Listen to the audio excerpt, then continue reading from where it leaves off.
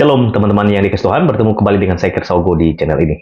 Ya, di kesempatan ini saya akan mengajak kita membahas story yang dibuat oleh penyanyi sekaligus juga artis namanya Syahrini ya. Dia membuat story dan menyinggung kekristenan dan mengatakan Yesus begini dan begitu ya.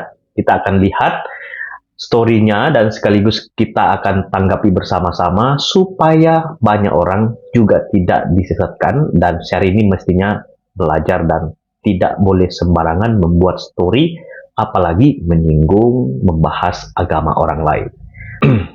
Ya, teman-teman, seperti apa yang Anda lihat di slide ya, di layar teman-teman. Jadi judulnya adalah Bikin Story Bahas Tuhan Yesus, Netizen Tuding Syahrini Sebarkan Ujaran Kebenciannya.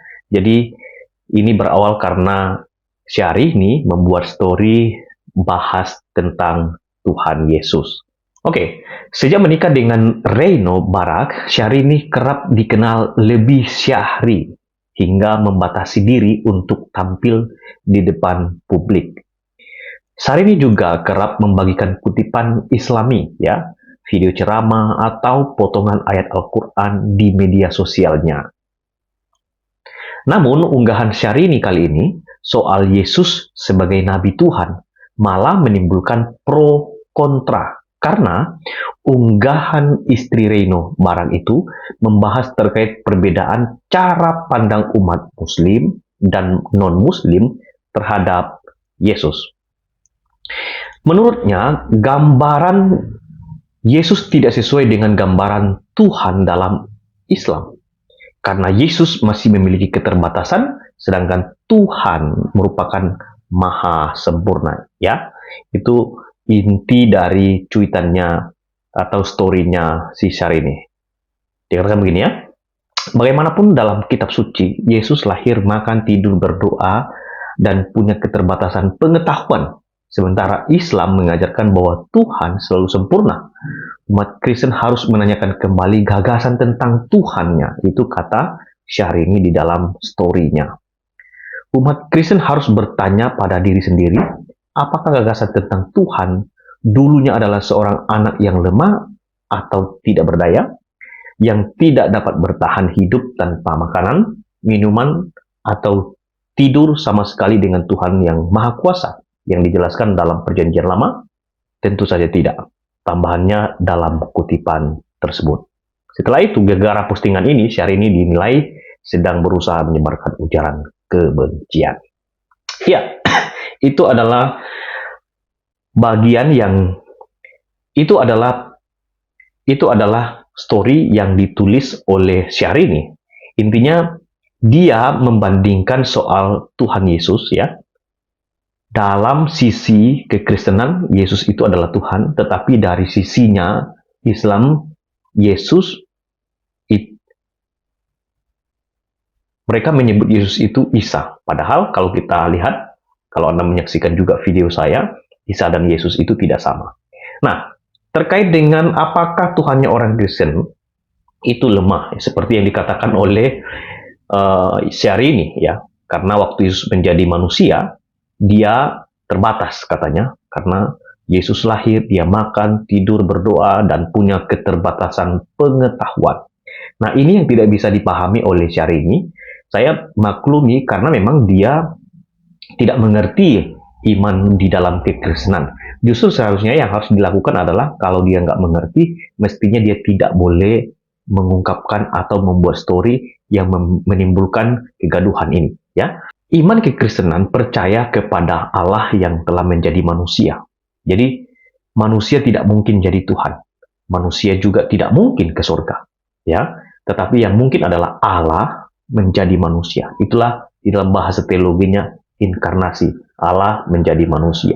Nah, itulah sebabnya ketika Yesus datang menjadi manusia, itu fakta sejarah ya, dan itu tertulis di dalam buku-buku sejarah dan kitab suci. Ketika Allah menjadi manusia, datang ke dalam dunia, tujuannya hanya untuk menyelamatkan umat manusia yang percaya kepada Dia. Jadi, menyelamatkan manusia yang berdosa. Kenapa harus Kristus yang datang ke dalam dunia? Karena manusia itu tidak dapat menyelamatkan dirinya. Itulah sebabnya Yesus Kristus harus datang ke dalam dunia supaya kita yang tidak bisa berbuat apa-apa, kita yang tidak bisa menyelamatkan diri kita sendiri, kita akhirnya diselamatkan karena Kristus datang menyediakan jalan supaya kita selamat melalui Dia. Jadi, Yesus Kristus adalah satu-satunya juru selamat yang dapat membawa kita ke sorga. Jadi saat Anda mengatakan Yesus lahir, Yesus tidur, Yesus berdoa, itu memang dicatat dalam Alkitab karena Dia datang dalam keadaannya sebagai manusia. Tetapi ingat baik-baik, keadaan Yesus sebagai manusia itu sempurna. Dia sama seperti manusia pada umumnya. Namun, Dia tidak berdosa. Karena Dia sama seperti manusia pada umumnya, itulah sebabnya Dia melakukan apa yang dilakukan oleh manusia. Ya, tapi bukan itu inti maksud kedatangan Kristus. Dia datang supaya manusia diselamatkan.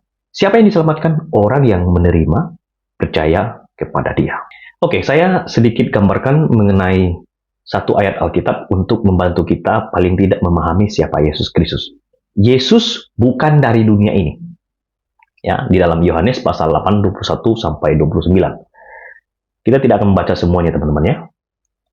Maka Yesus berkata pula kepada orang banyak, "Aku akan pergi dan kamu akan mencari aku, tetapi kamu akan mati dalam dosamu. Ke tempat aku pergi, tidak mungkin kamu datang. Aku akan pergi dan kamu akan mencari aku, tetapi kamu akan mati dalam dosamu." Maka kata orang Yahudi itu, "Apakah ia mau bunuh diri?" Dan karena itu ia katakan, "Ke tempat aku pergi, tidak mungkin kamu datang."